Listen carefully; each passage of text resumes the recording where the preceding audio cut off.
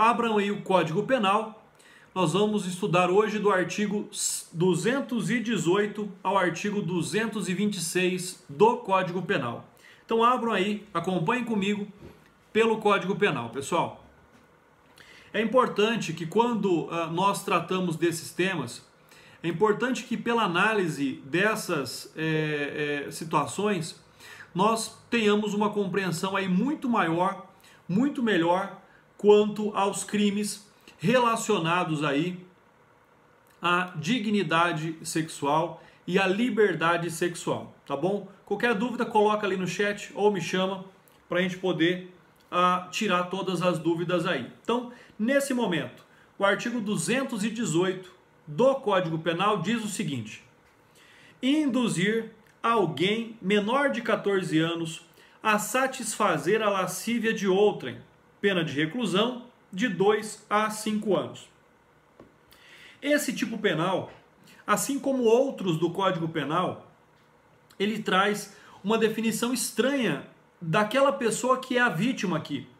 Por que eu estou dizendo isso? Porque quando ele coloca menor de 14 anos, ele cita que ele cria uma nova idade, um novo parâmetro que não consta de lugar nenhum.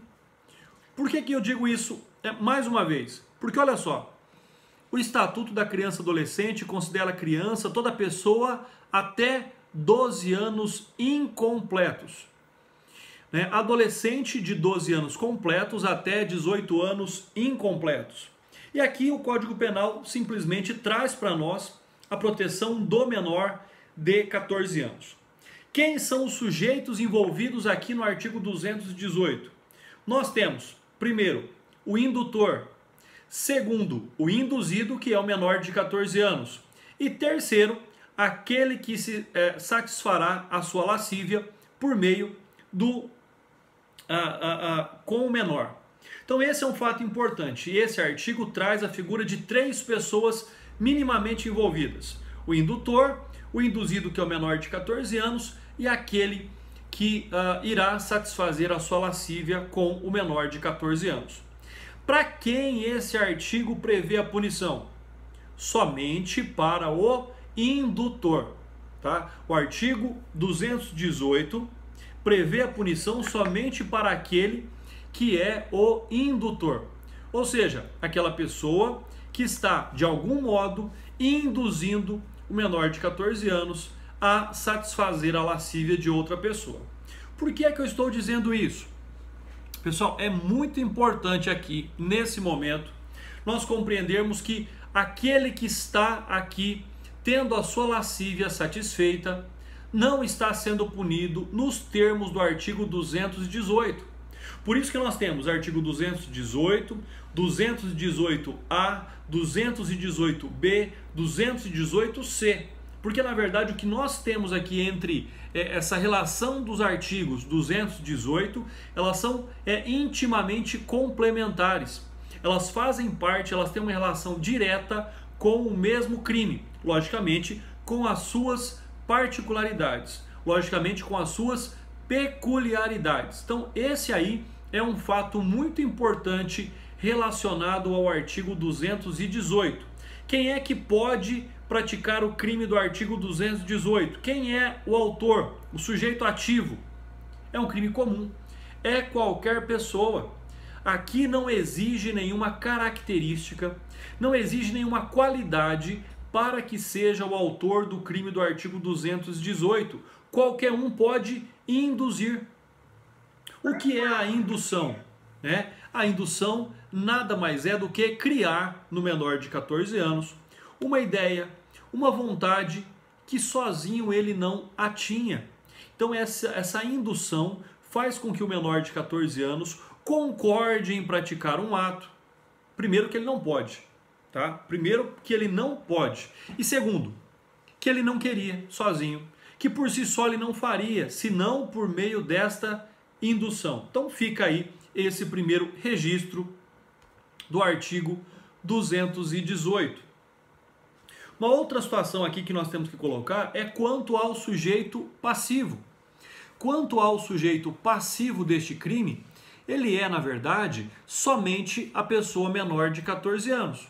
ou seja, é aquele pré-adolescente e a criança. Então, somente o menor de 14 anos é que pode ser o sujeito passivo do crime contido, descrito no artigo 218. Então, nós temos já duas figuras minimamente importantes, que é o indutor e o induzido. Sem um, o outro não existe para a figura, para a tipificação penal deste crime, tá? E nós temos, logicamente, aquela terceira pessoa que está se satisfazendo, né, da prática de algum tipo de conduta ali do menor de 14 anos.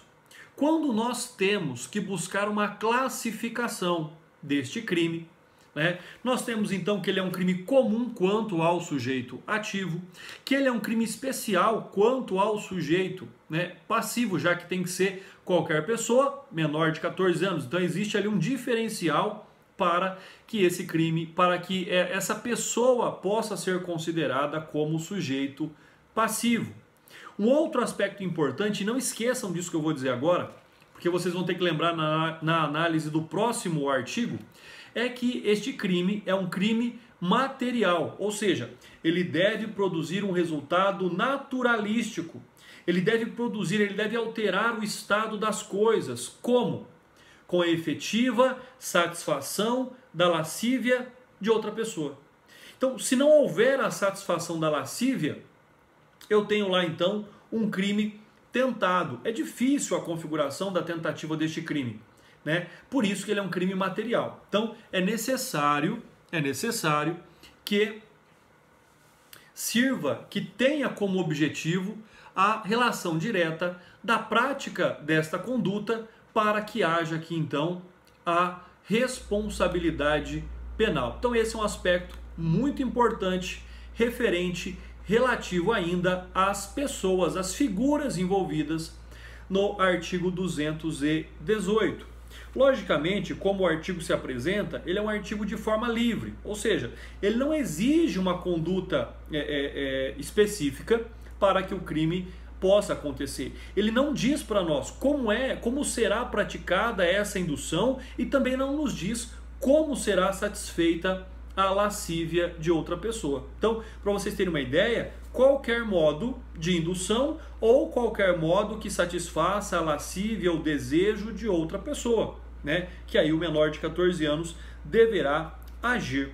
Uma outra questão muito importante com relação a esse crime, que ele é um crime comissivo, né? O próprio termo induzir já nos pressupõe a prática de uma ação. Então esse pressuposto da prática de uma ação quer dizer que a pessoa tem que tentar, tem que agir para que possa convencer, induzir, criar a ideia, alimentar a ideia no outro indivíduo. E mais, quando nós lemos aqui o termo induzir, nós temos que ter uma interpretação extensiva. Induzir, instigar e auxiliar. Então, na verdade, essas três condutas reunidas estão aqui incorporadas, introduzidas no termo induzir. Então, esse aí também é um outro aspecto bastante relevante quanto à prática deste crime. E, logicamente, né, nós temos que levar em consideração o fato de que o grande diferencial aqui do Código Penal e principalmente desse artigo foi também a edição da Lei 12.015 de 2009. Né? A Lei de 2015 de 2009 ela trouxe uma grande revolução para os crimes definidos aqui, ditos como crimes contra a dignidade sexual e crimes contra a liberdade sexual. Então tem também esse outro aspecto aí, que é a grande importância da Lei 12.015 para a prática desse crime, né? A grande introdução que essa lei trouxe para esse artigo. Bom, e aí nós temos então a criação do artigo 218A. O que é que diz o artigo 218A? Diz assim: praticar na presença de alguém menor de 14 anos ou induzi-lo a presenciar a conjunção carnal ou outro ato libidinoso a fim de satisfazer lascívia própria ou de outrem. Pena de reclusão de 2 a 4 anos. Então, essa interpretação que se dá complementarmente ao artigo 218 é que o artigo 218A trata agora da punição, trata agora da figura daquele que terá a sua lascívia satisfeita. Então, ou seja, é aquela pessoa diretamente envolvida na prática do crime, né? Na verdade, nós podemos dizer até que o artigo 218A trata do destinatário final da indução praticada lá no artigo 218. Porque ele diz aqui, praticar na presença de alguém menor de 14 anos ou induzir ele a presenciar, né, a conjunção carnal ou outro ato libidinoso a fim de satisfazer a lascívia própria ou de outrem. E aí fica mais uma pergunta. Essa conduta praticada induz para nós aqui o pensamento de que tem que ser fisicamente presente? Ou simplesmente ele pode fazer isso por meio de uma rede social, né? Na interpretação que nós temos hoje, numa interpretação literal, quando eu leio aqui induzir a presenciar conjunção carnal ou outro ato libidinoso a fim de satisfazer a própria lascívia, né, nos dá uma aparente interpretação de que a presença física dos dois no mesmo ambiente ela é fundamental, tá? Mas aí, em pesquisas realizadas, eu já vi que existem posições divergentes, tá? Mas, a princípio, o que se tem é que deveria estar, então, aqui na presença da vítima para que o crime pudesse acontecer. Como eu digo, existe já entendimentos contrários, entendimentos diferentes, estendendo essa interpretação, né, estendendo essa responsabilização também para aqueles que não se encontram no mesmo ambiente físico. Então surge aí esse outro critério também de uma análise muito importante. Como eu estava dizendo, é importante nós compreendermos principalmente a diferença entre o artigo 218 e o artigo 218, letra A. A principal diferença entre eles, primeiro, né, levando-se em consideração que se trata de uma outra pessoa que pratica um ato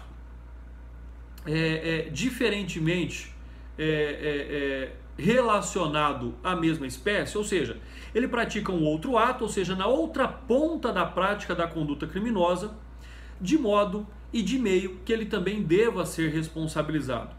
Então essa conduta, ela está diretamente ligada a um aspecto que ele está ali satisfazendo ou contribuindo para satisfazer a lascívia de outra pessoa também. Então nesse aspecto, uma das principais diferenças, como eu estava dizendo, é a situação de que este é um crime formal. Quanto ao seu resultado, ele é um crime formal, ou seja, ele não exige a satisfação da lascívia de ninguém, tá? Para que o crime venha acontecer.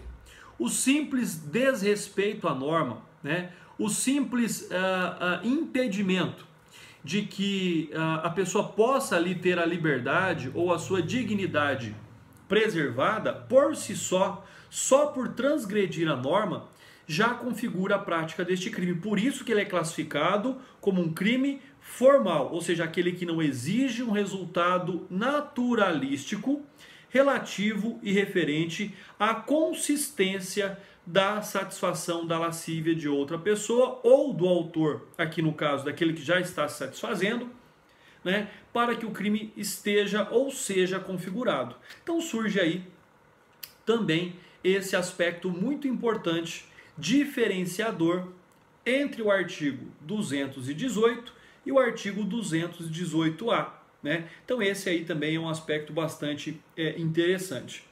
Uma outra situação também que nós temos que compreender aqui, e talvez até esclarecer melhor, para que não fiquem dúvidas, é essa questão da presença do menor, né? Como eu disse, existem doutrinas que já dizem que não é exigida a presença física do menor no mesmo espaço onde se realiza a conjunção carnal ou outro ato libidinoso. Basta que a relação sexual seja realizada à vista do menor. Este, no entanto, pode estar distante, visualizando tudo por algum tipo de equipamento eletrônico, câmeras de vídeo, por exemplo. O contrário também é viável. O menor está ao lado do agente que lhe exibe filmes pornográficos contendo cenas de conjunção carnal ou outro ato libidinoso. E aí, então, desta forma, o menor está presenciando a libidinagem alheia. Então, fica aí também esse registro de que, inicialmente, dava-se a aparência de que a presença física era necessária, porém, atualmente, nós temos que a presença física não é mais necessária por uma interpretação extensiva e protetiva do menor de 14 anos. Então, esse é um aspecto bastante importante, bastante interessante com relação ao artigo 218-A. Tá? Um outro aspecto que nós temos que dizer aqui é o conflito aparente de normas, que existe entre o artigo 218-A e o artigo 241-D do Estatuto da Criança e do Adolescente. Então, aparentemente, o que se vê é que eles tratam do mesmo tema. Porém, a lei especial, como ela se sobrepõe à lei geral, nós temos que o artigo 241-D, ele é mais completo, ele é mais expansivo na hora de gerar proteção ao menor de 14 anos. Então, nós podemos concluir que se trata pura e simplesmente de um conflito aparente de normas e não um conflito real de normas nesse aspecto, tá bom? Pessoal, então, artigo 218 trata da conduta daquele que induz o menor de 14 anos a satisfazer a lascívia de alguém. O artigo 218-A trata da conduta daquele que satisfaz a sua lascívia, né, em razão da demonstração, da exposição, né, de conjunção carnal, de ato libidinoso ao menor de 14 anos. Bom, nós só nos limitamos até agora ao menor de 14 anos. E aí, então, de forma muito coerente, de forma muito inteligente, vem o artigo 218-B, né? O artigo 218-B, ele trata... Espera aí, Laís, deixa eu ver aqui.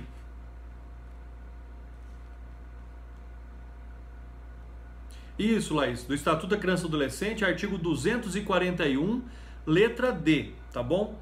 Então é importante aí, 241 do Estatuto da Criança e do Adolescente, tá joia? Então, lembrem-se, existe aqui um conflito aparente de normas entre o artigo 218-A e o artigo 241, letra D do Estatuto da Criança e do Adolescente, tá? É apenas um conflito aparente, não é um conflito real, já que o artigo 241-D, ele é mais extenso, ele é mais amplo, como forma protetiva da criança aqui e do adolescente até 14 anos. Bom, na continuidade então, o artigo 218-B. O artigo 218-B, ele tem ali a finalidade, né, de proteção também do menor de idade. Mas aqui agora ele traz uma outra idade, não mais o menor de 14 anos, mas o menor de 18 anos. Então, qualquer pessoa menor de 18 anos, ela passa a ser protegida pelo artigo 218-B. E aí a redação do mesmo é a seguinte: submeter, induzir ou atrair à prostituição ou de outra forma de exploração sexual alguém menor de 18 anos ou que, por enfermidade ou deficiência mental, não tem o necessário discernimento para a prática do ato, facilita-la, impedir ou dificultar que a abandone. Pena de reclusão de 4 a 10 anos. Então, o que nós temos aqui? Um crime que está devidamente estipulado para proibir, para punir o favorecimento à prostituição. Inicialmente, já fica aqui o conceito de que prostituir-se não é crime, tá? A prostituição não é crime. Tanto é que até pouco tempo atrás estavam com um projeto de lei no Congresso Nacional para a regulamentação da profissão da prostituição. Tá? Logicamente que não foi adiante a regulamentação, mas era um projeto de lei. Então, prostituir-se não é crime. O crime está em, primeiro, submeter. Submissão significa obrigar alguém a agir contra a própria vontade. Então, submissão é submeter a pessoa a fazer algo que ela não desejava. Isso é submissão. Indução. Da mesma forma, criar a ideia para que a pessoa faça algo que ela também não tinha pensado até aquele momento. E atração, então é submeter, induzir e atrair. Nesse caso aqui, a atração ou o atrair, o verbo atrair, ele tem o mesmo significado de seduzir, né? Por meio de promessas, por meio de algo que faça com que a pessoa deseje praticar a prostituição, e se não fosse por esse motivo, se não fosse por essa promessa, talvez a pessoa nunca iria se prostituir. Então, a submissão é um ato que atenta contra a liberdade do indivíduo, a indução e a atração já são atos mais sedutores, são condutas que são praticadas já no intuito de que a pessoa faça algo que ela não desejaria, senão por essa motivação, né? Que logicamente é uma motivação injusta, já que ela estará ali sendo explorada, né? Pela prática da prostituição. Então nós temos aqui como pessoas protegidas pela lei e na condição de vulnerável, o menor de 18 anos, aquele que tem alguma enfermidade ou deficiência mental. Então esse é um aspecto importante. Pessoas que não têm, nesse momento, o necessário discernimento para escolher aquilo que deseja ou não fazer, ou simplesmente não conseguem resistir a essas investidas para que ela seja inserida, logicamente, aí no mundo da prostituição. Então, nós temos esse aspecto bastante importante, bem delimitado, bem definido, o menor de 18 anos, né, o enfermo ou o deficiente mental. Então esse também é um aspecto aí que a gente tem que considerar. Mas não para aí, né, porque ele diz o seguinte,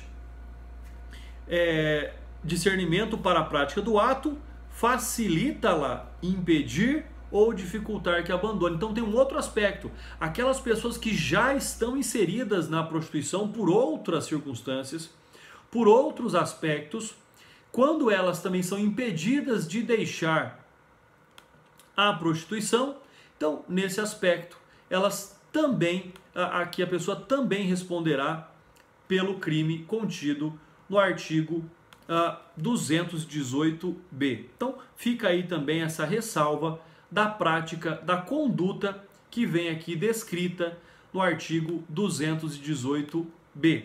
Bom, pessoal, e aí vamos continuar. Parágrafo 1º do artigo 218b. Se o crime é praticado com o fim de obter vantagem econômica, também se aplica multa. E normalmente algum tipo de vantagem tem, tá? Via de regra, essa vantagem é econômica. A pessoa aqui que normalmente pratica este ato contido, essa conduta típica descrita no artigo 218b, comumente, né, vulgarmente chamando, dizendo, ela leva o nome de cafetão. É aquele que obriga, que oprime, que induz a pessoa a se prostituir e fica com parte ou com a maior parte do quanto essa pessoa consegue obter pela prática da prostituição. Então existe, na maioria dos casos, algum tipo de favorecimento econômico ao autor da prática desse delito. E aí vem o parágrafo 2º. Incorre nas mesmas penas, inciso 1º, quem pratica a conjunção carnal ou ato libidinoso com alguém menor de 18 anos e maior de 14, na situação descrita no caput deste artigo. Então, olha só, da mesma forma que nós tratávamos anteriormente nos outros dois artigos do menor de 14 anos, aqui a pessoa que também se favorece dessa prostituição também tem a sua responsabilidade penal contida no inciso 1º do parágrafo 2º. Já no inciso 2º do parágrafo 2º, nós temos o proprietário, o gerente ou responsável pelo local a que se verifiquem as práticas referidas neste artigo. Então, olha só, quem cria também a condição para que exista o favorecimento à prostituição responde às mesmas penas do crime, logicamente na medida da sua culpabilidade. Então, não seria tolerável que somente aquela pessoa que submete, induz ou atrai fosse responsabilizado criminalmente, porque aquela pessoa que tem um estabelecimento onde isso acontece e de alguma forma também se favorece da prática da prostituição, da mesma forma também merece uma repressão penal. E algo bastante interessante é o parágrafo 3º. Né? Quando nós estudamos lá o artigo 91 e o artigo 92 do Código Penal, que falava, né, das consequências ali da sentença condenatória, dos efeitos da sentença condenatória, efeitos específicos e efeitos genéricos da sentença condenatória, é importante relembrar aqueles artigos. Por que eu estou dizendo isso? Porque o parágrafo 3º do artigo 218b diz: na hipótese do inciso 2 do parágrafo 2º, constitui efeito obrigatório da condenação a cassação da licença de localização e de funcionamento do estabelecimento. Mas dizendo aqui ainda que é um efeito obrigatório, nós temos que dizer que essa determinação tem que constar da sentença condenatória.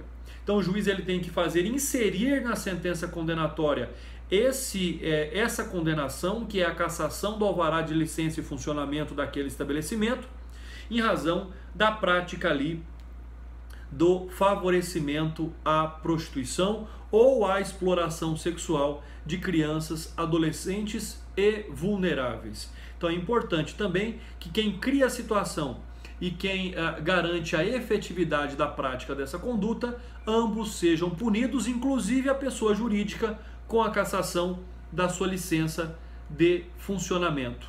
Tá? Então fica aí também essas considerações a respeito do artigo 248b. Pessoal, artigo 248c, né, para finalizar aí os 218. O que é que diz o artigo 218c? Diz o seguinte: oferecer, trocar, disponibilizar, transmitir, vender ou expor à venda, distribuir, publicar ou divulgar por qualquer meio, inclusive por meio de comunicação de massa ou sistema de informática ou telemática, fotografia, vídeo ou outro registro audiovisual que contenha cena de estupro ou de estupro de vulnerável, que faça apologia ou induza a sua prática ou sem o consentimento da vítima, cena de sexo, nudez ou pornografia. Pena de reclusão de 1 a 5 anos se o fato não constitui crime mais grave. Então percebam aqui a extrema necessidade da tipificação legal dessa conduta. Por quê? Porque estava se banalizando, né? Estava se banalizando o oferecimento, a troca, a disponibilização, primeiro, dessas imagens, né, com relação à prática sexual.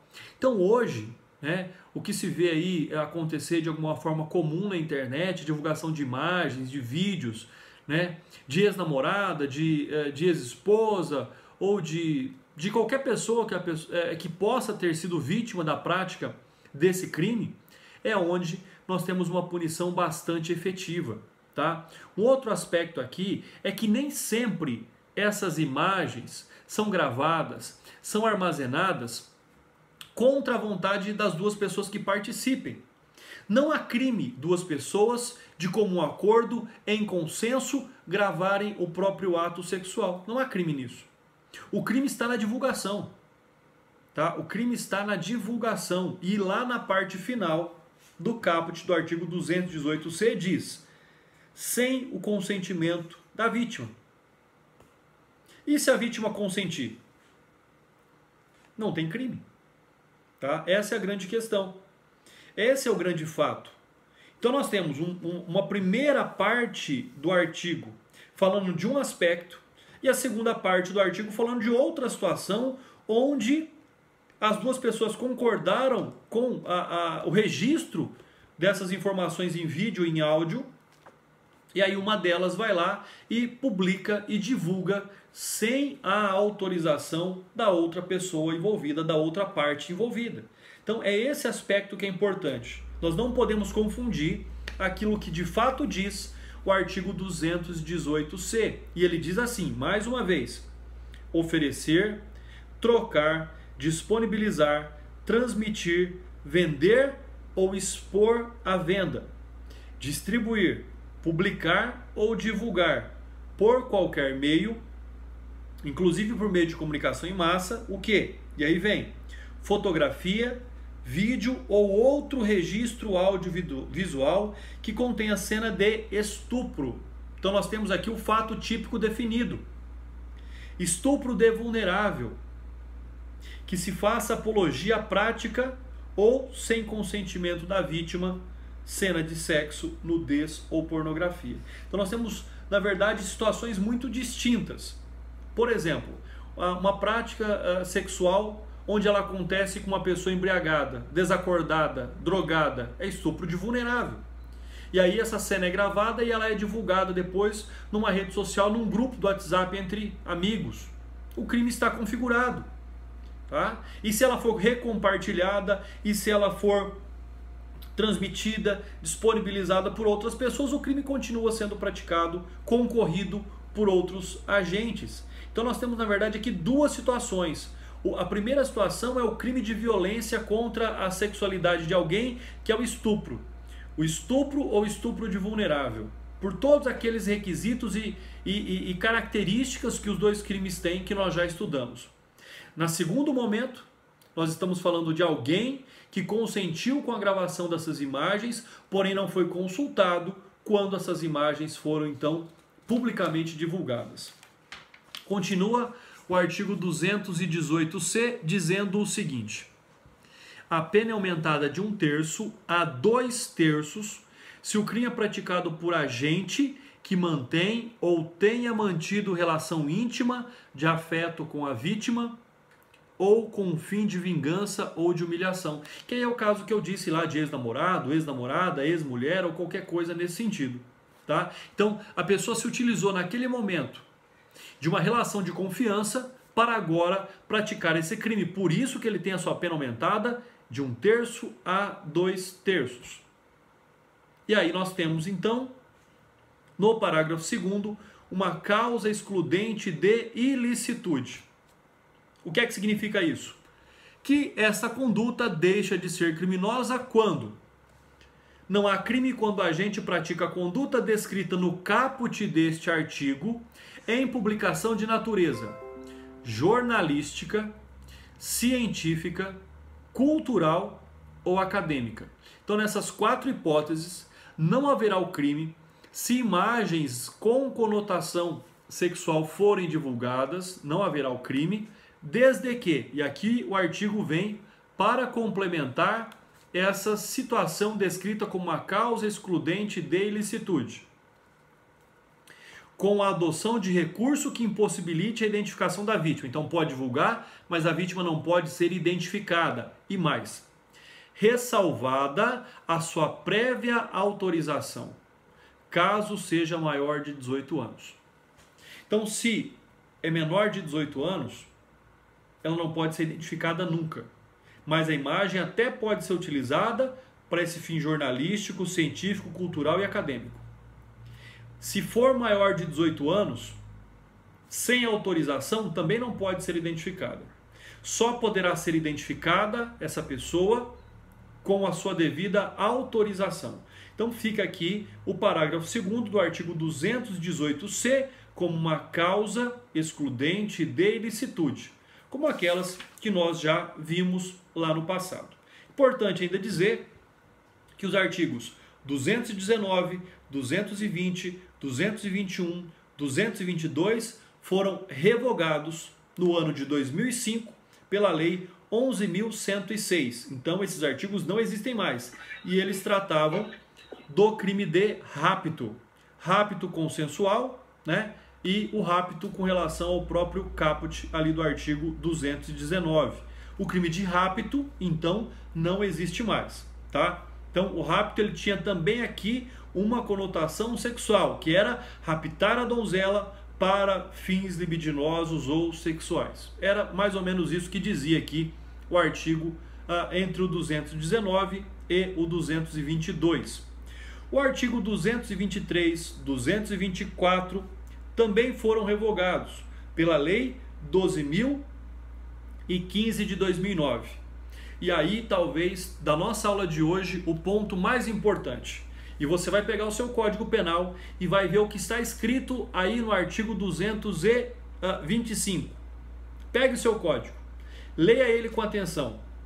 Vê se está igual aqui o meu. Está escrito assim no artigo 225. Nos crimes definidos nos capítulos 1 e 2 deste título, procede-se mediante ação penal pública incondicionada. Se o seu código não for atual, aí vai estar escrito que somente se procede mediante representação. Então, se o seu código está igual ao meu, é porque ele está atualizado, tá? Isso é importante. Dependendo do código que você pegar, ele vai estar desatualizado e vai dizer que somente se procede mediante representação. Pessoal, não é mais assim.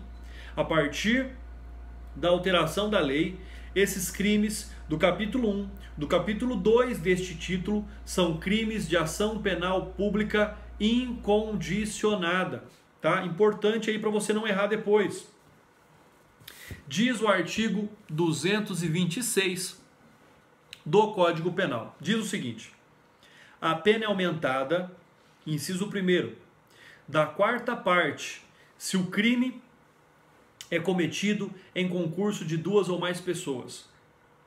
Inciso 2, de metade, se o agente é ascendente, padrasto, madrasta, tio, irmão, cônjuge, companheiro, tutor, curador, preceptor ou empregador da vítima, ou qualquer outro título de autoridade sobre ela. Então, ou seja, aqui nós temos causas de aumento de pena, o inciso 1, o inciso 2 e o inciso 4, que trazem perspectivas básicas e simples para nós compreendermos que esse crime ele se torna mais grave em razão da proximidade da pessoa para com a vítima, da autoridade da pessoa para com a vítima ou da quantidade de agentes contra a vítima. E aí o inciso 4 diz: de 1/3 a 2/3, se o crime é praticado por meio do estupro coletivo, mediante concurso de 2 ou mais agentes.